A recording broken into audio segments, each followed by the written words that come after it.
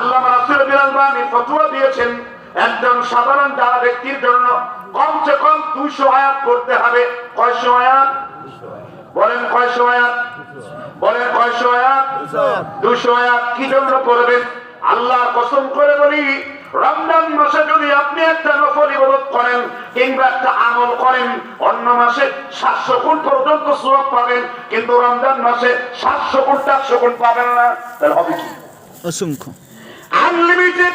কেননা আল্লাহর নবী মুহাম্মদ রাসূলুল্লাহ বলেছেন, আস-সাওমু লি ওয়া আনা আজজি বিহি, রোজা আমার জন্য আর এর সওয়াব আমি আল্লাহ নিজের হাতেই দেব। ফেরেশতাদের 700 গুণ বেশি দেওয়ার সুযোগ নাই। এবার আল্লাহ যত বড়, তার সওয়াবের হাত তত বড়।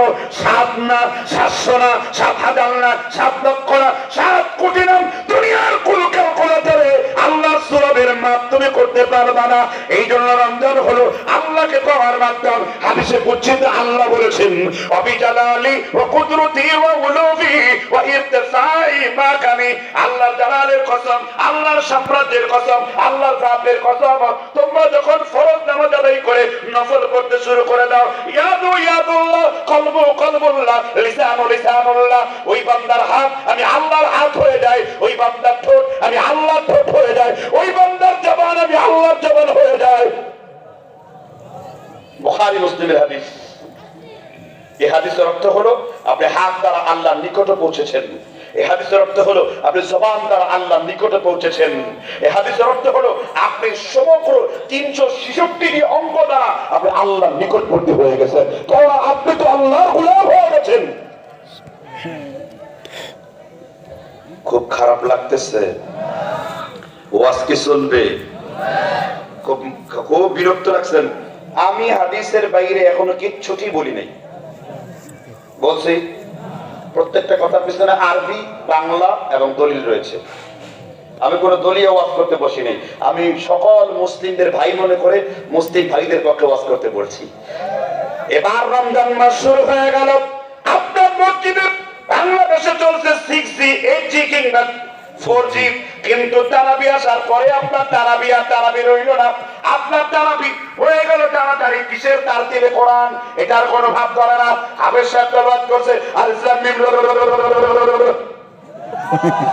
দেখছেন কিনা? এই লাইসেন্স তুমি কোথায় পেয়েছো বিয়াবক? আল্লাহর কোরআন এই কমিটির উপর লানত করবে, আল্লাহর কোরআন এই হাফেজের উপর লানত করবে। যে হাফেজ রমজানের তারাবিতে তারতিল ঠিক রাখে না। কি ঠিক রাখে না? কি ঠিক রাখে না?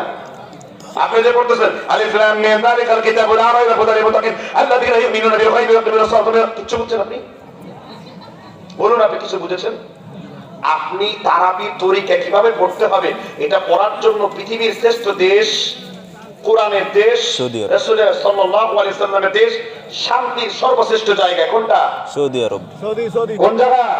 সৌদি আরব। গান তো গান, মনামার কাদের প্রাণামার কাদের, যেতে সোনার মদিনা, যে মদিনা জন্য হলো পে তোমার ঠিকানা।